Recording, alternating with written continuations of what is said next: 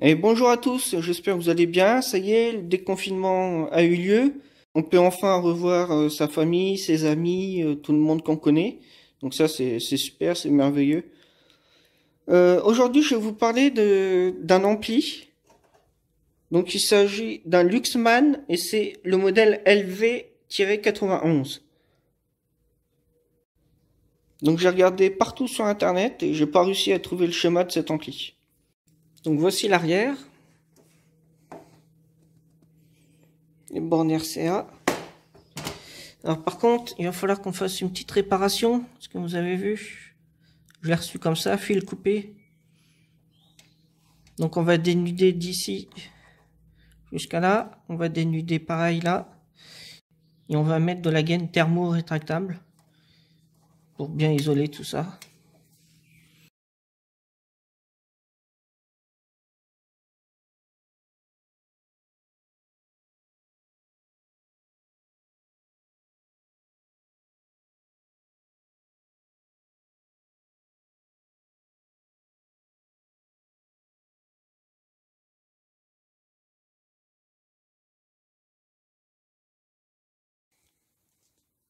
Bon, j'ai réparé le câble d'alimentation, j'ai branché l'ampli, le relais s'est mis à coller au bout de 3 minutes. Donc pendant 3 minutes, je ne pouvais pas avoir de son en sortie sur les enceintes. J'ai chauffé les condensateurs avec un fer à air chaud. Donc j'ai chauffé légèrement et le relais s'est mis à coller. Donc notre problème, ça va se situer ici. Déjà voir les soudures, ça peut être une soudure qui nous fait la merde. Mais je pense que c'est plutôt un des petits chimiques qui est en cause. Donc là, je démonte tout ça et je vous dis à tout de suite, juste après, quoi. Alors voici le schéma. Donc là, j'ai la sortie numéro 1 de l'ampli. Là, j'ai la sortie numéro 2. Donc on arrive sur un relais. On part pour l'ampli numéro 1 sur une résistance de 12 kΩ. On part sur une autre résistance pour l'ampli numéro 2. On ressort de l'autre côté, bien sûr. Et on va venir commander notre transistor Q401. On a une alimentation de plus 15 volts ici. Donc ici, on a une alimentation de 27 volts alternatif. Donc on ressort ici avec une tension de moins 35 volts. On passe par une résistance de 5,6 kΩ et on arrive ici. Donc ici, on a une protection contre le courant continu en sortie d'ampli. Donc en fonctionnement normal, lorsque je n'ai pas de courant continu en sortie de mon ampli et que je n'ai pas de protection thermique, donc en temps normal, la bobine du relais, elle est reliée au collecteur de mon transistor et vient ensuite ressortir par l'émetteur du transistor pour aller au GND. Ça, c'est en fonctionnement normal. Donc c'est vraiment en gros là, j'explique pas dans le détail que je viens commenter ma base qui à son tour va mettre le collecteur, l'émetteur, tout ça. Là, je veux pas en parler, c'est vraiment pour aller très très vite. Donc ça, c'est la commande de protection en courant continu. Et on a une commande aussi ici en protection thermique. Donc lorsque je vais avoir mon dissipateur qui va vraiment chauffer, ici, j'ai mon transistor qui va venir conduire et ce qui va mettre le relais en défaut. Donc lorsque le relais va être en défaut, il va être ouvert comme ceci. Pareil ici pour la protection en courant continu. Si j'ai un courant continu, mon relais il va rester ouvert. En fonctionnement normal, lorsque tout va bien, que le dissipateur est froid, que je n'ai pas de tension continue en sortie, et ben mon relais va venir s'activer. Donc ici, derrière le relais, j'ai la sortie numéro 1, sortie numéro 2, et j'ai mes enceintes. Donc c'est une protection des haut-parleurs en fait. Donc dans notre cas, on va venir changer le C404 de 33 microfarads 16 volts. On va en profiter pour changer les deux condensateurs ici de 220 microfarads 16 volts. Alors vous avez vu comment ils sont montés ces chimiques là? Donc on voit qu'ils sont polarisés, il y a un plus et un plus. Et là on a un moins et un moins. En fait, ils sont montés pour faire un condensateur non polarisé. Parce qu'il existe des chimiques qui sont polarisés avec un plus et un moins, et des condensateurs chimiques qui sont non polarisés, qu'on peut les mettre dans le sens qu'on veut. Il n'y a pas de polarité à respecter. Donc là, c'est ce qu'on a constitué. Et on va changer également ce petit-là. On va en profiter, vu que l'ampli va être ouvert, de changer le C403, le 0,47 microfarad, 50 volts. Donc ici, on a à peu près du moins 32, moins 35 volts. On passe par une résistance R414 de 5,6 kΩ. Et ici, on a donc une tension inverse. Donc une tension négative. On a moins quelque chose ici. C'est pour ça qu'on a le moins ici et le plus au GND. Ici, on a la bobine du relais. Donc ici, on repart au GND lorsque le transistor est commandé, le Q407. Ici, on a un plus 15 volts qui arrive. On passe par une résistance de protection de 68 ohms, 1,5 watt.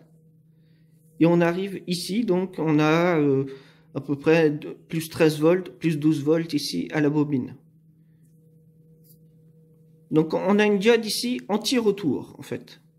La D403, donc un N4007 c'est classique, 4002, je ne sais pas ce qu'ils ont mis, 4002 on dirait plutôt. Lorsque je coupe l'alimentation de ma bobine du relais, j'ai un petit courant qui est toujours dedans. Parce qu'il faut savoir qu'une self, il y a toujours un petit courant qui reste au début hein, quand on coupe. Donc mon courant va passer par l'anode de la diode, il va ressortir par la cathode, et ainsi de suite jusqu'à décharger complètement la bobine. Bon, ça dure pas longtemps. Hein. J'en profite aussi pour vous dire que toute cette fonction-là, on la retrouve dans beaucoup d'amplis, et parfois on met carrément un circuit intégré, le TA7317P. Alors ce circuit intégré, il est très courant dans les amplis, donc on a toujours nos résistances ici qui viennent des amplis, et on arrive sur une entrée du circuit en fait. Donc maintenant il n'y a plus qu'à, on va changer les 4 condensateurs. 1, 2, 3 et 4. Alors voici l'appareil à l'intérieur.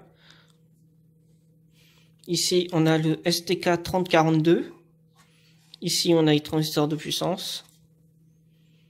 Donc là on a l'amplification en tension. Et les transistors c'est l'amplification en courant. Donc c'est quoi ce sachet là? Ah oui, c'est parce que j'avais mis les vis dedans. Donc là, la partie alimentation. Ici, c'est la commande du relais. Ici, exactement. Transformateur.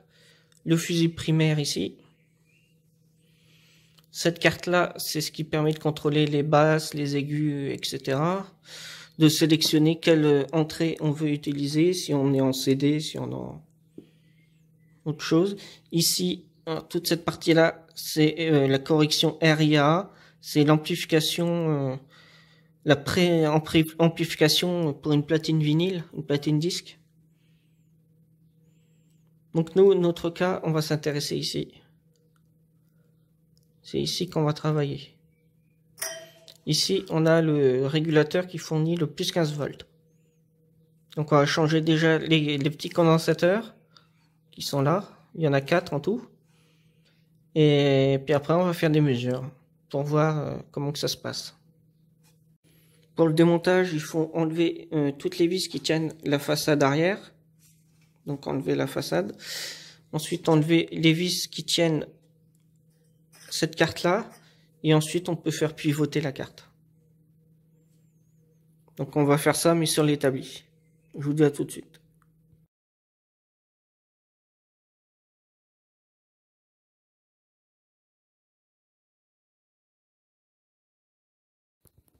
Donc même si le schéma n'est pas disponible pour cet ampli, il est sensiblement égal au modèle au-dessus, c'est le LV92. Donc dessus, ce qui change, c'est uniquement la valeur des transistors de puissance. On a le STK3042 d'office qui est toujours sur les deux amplis. Ici, dans notre cas, on a du 2SB 817 et 2SD 1047. Et dans le modèle LV92, c'est du 2SC 4467, il me semble. Mais c'est un modèle, c'est un transistor plus costaud. C'est juste ça qui change. Donc si vous avez un problème, vous pouvez vous aider de ce schéma, le LV92. Il est disponible un peu partout sur Internet. Donc avant de continuer, on va déjà voir un peu comment est constitué cet ampli. On a deux condensateurs chimiques pour le plus VCC et le moins VCC. Donc c'est du 4700 microfarad 50 volts. À tout casser, on doit être aux alentours de 40 volts DC et moins 42 volts pour alimenter cette partie-là. La partie puissance de l'ampli. Ça, c'est les diodes de redressement. On en a 4. Donc on est en double alternance. On a l'alternance positive qu'on redresse et l'alternance négative qu'on redresse également. Ce qui nous permet d'avoir une tension continue, plus VCC et moins VCC. Donc là, on a le fusible. Alors, c'est bizarre, hein, mais le fusible protège le point milieu, donc le GND.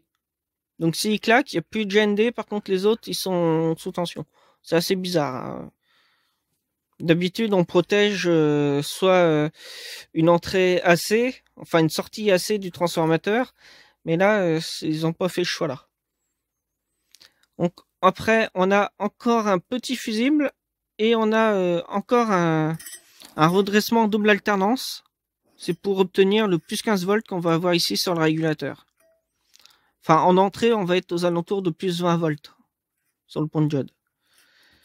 Donc, on a le condensateur de lissage ici, le 2200 microfarad, 25 volts, qui lui va aller sur le régulateur 7815 en boîtier TO220. Ici, on a notre relais, donc le fameux relais qui colle pas constamment. On a la résistance de protection parce qu'on est à plus 15 volts et la bobine à plus 12 volts. Donc, on fait une petite chute de tension grâce à cette résistance. Et elle sert en même temps à protéger le relais. Si on a une surtension ou autre chose, c'est la résistance qui va cramer et soi-disant protéger le relais. C'est du blabla, blabla, je sais, mais je suis obligé de le dire. Donc ici, on a les deux résistances de 12 kΩ. Donc, vu l'âge de cet appareil, lorsque vous allez démonter la plaque pour réparer au niveau du relais, pensez à vérifier l'état des soudures, des connecteurs d'haut-parleurs. Des fois, ça peut jouer. Hein, on peut avoir des soucis avec ça. Et vérifier les soudures de tous les borniers double RCA là, qu'on a ici. Donc les autres condensateurs, ça on va pas y toucher. Hein. Tous ces condensateurs qu'on a un peu partout. La panne n'est pas ici et puis c'est pas le problème. On n'a pas besoin de les changer. Pas dans notre cas en tout cas. Je vais donner une petite information aussi. Parce que avec ce genre d'ampli, quand vous avez un STK ici, et après en driver en fait, hein, et après vous avez des transistors de puissance. Si vous avez par exemple un 2SD 1047 qui se fout en court-circuit, ainsi que son complémentaire le 2SB 817, si vous réparez l'ampli, pensez à changer ce circuit-là, le STK 3042. Je sais que c'est une ancienne version, toujours en ampli Luxman, qui utilise un STK. Et alors, je crois que c'est un STK 3042. Et en fait, quand on le remplace, il faut mettre un 2SK 3062 ou 2SK 3082. C'est parce que les 2SK ont une tension maximum qui est semblable à la tension d'alimentation. Donc en fin de compte, ils sont beaucoup plus fragiles et ils pètent. Dans des amplis Luxman, quand on n'a plus de son du tout, que le son grésille, souvent ça vient de ce STK qui est HS. Donc ici, on a des transistors et notre transistor ici de protection contre la chaleur. Et ici, on a des thermistances. Là, je zoome de trop, là, voilà.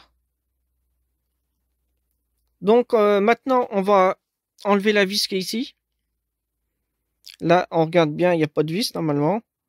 Je regarde quand même. On va enlever la vis qui tient le dissipateur là, la vis qui est ici qui tient aussi le dissipateur. Et on va penser enlever cette vis là qui tient notre condensateur ici. Et ensuite, on va retourner la carte et puis la mettre à l'envers pour changer les condensateurs. Pour éviter d'abîmer la façade, j'ai mis une feuille de papier bulle. Un film de papier bulle, ouais. Donc nous, notre problème, il va se situer par ici.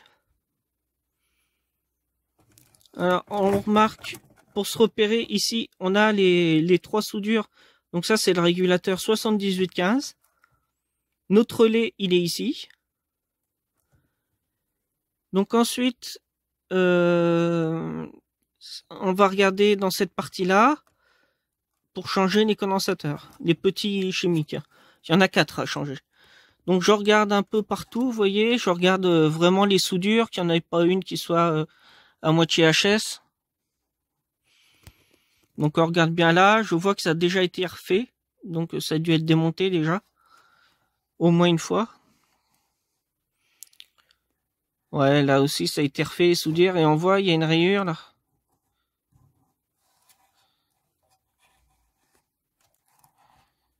Ouais, donc c'est sûrement un ampli qui a déjà été réparé, je pense.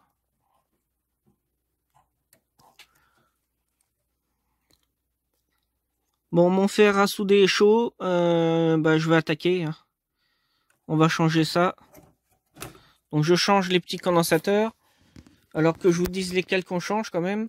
On a le 33 microfarad 16 volts, le C404.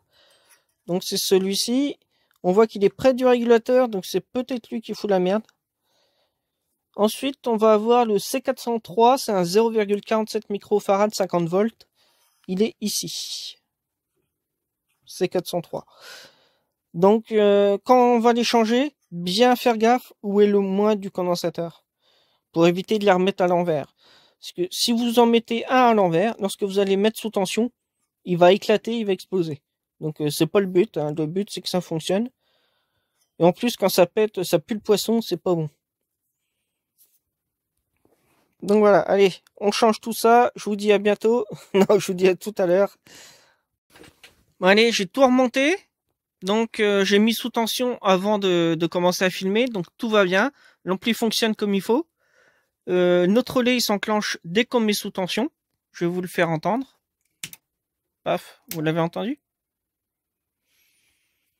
Donc maintenant je vais mettre mon multimètre en volt DC.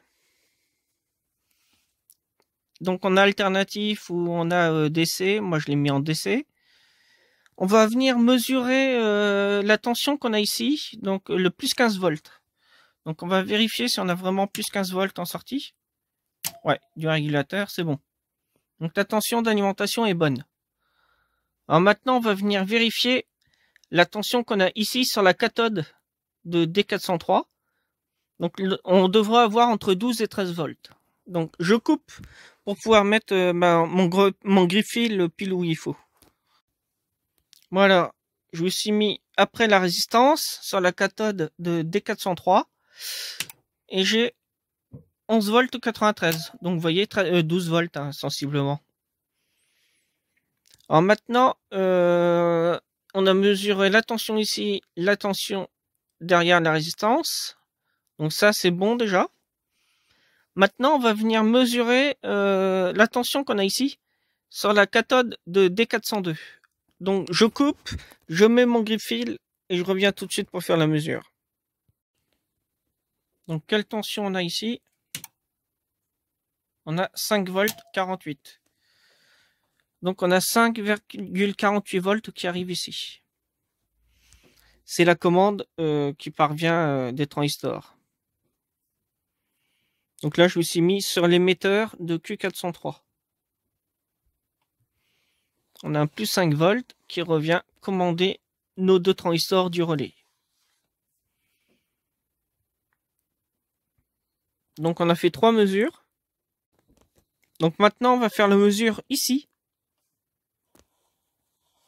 Pour savoir quelle tension j'ai là exactement. Donc on cherche R412 de 750 ohms. Donc quelle tension on a? On a 0,491 volts. Donc ici.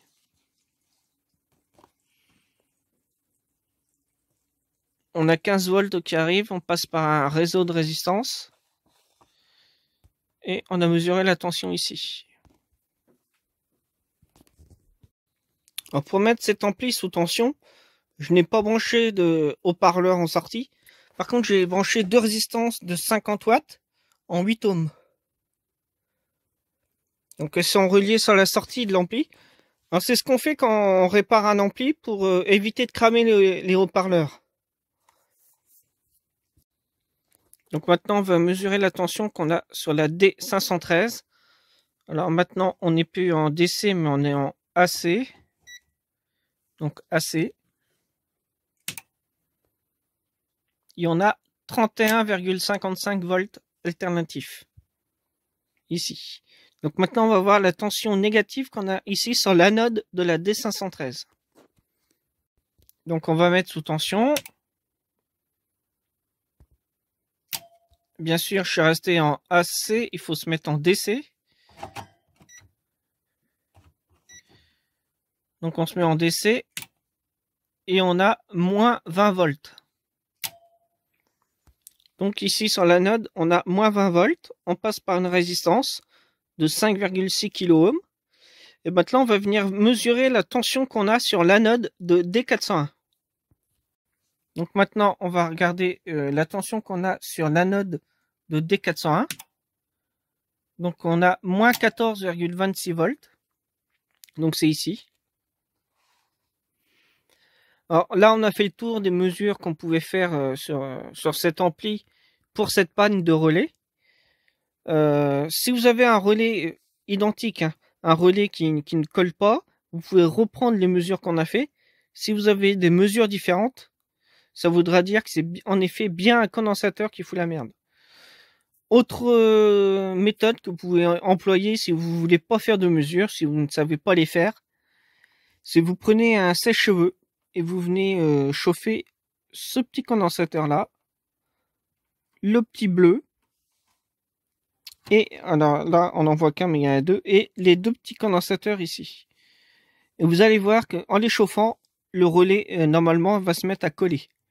Si le relais colle à ce moment-là, ça voudra tout simplement dire qu'il faut changer les 4 condensateurs. Donc C402, C401, c'est des 220 microfarad 16 volts.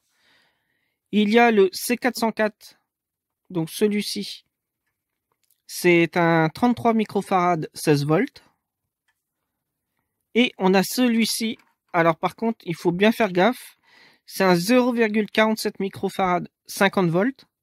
Mais c'est un chimique, mais il n'est pas polarisé. Ça veut dire qu'il n'y a pas de plus et de moins. Donc il faut prendre un NP, non polarisé. Donc voilà.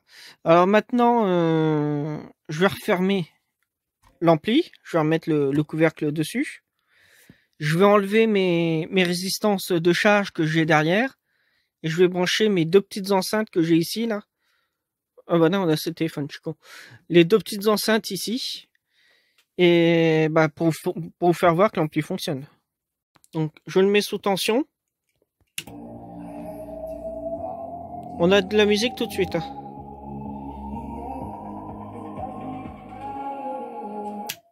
Donc vous avez entendu qu'il y avait de la musique. L'ampli fonctionne. Là on va mettre plus de basse par exemple. On va y mettre un petit loudness.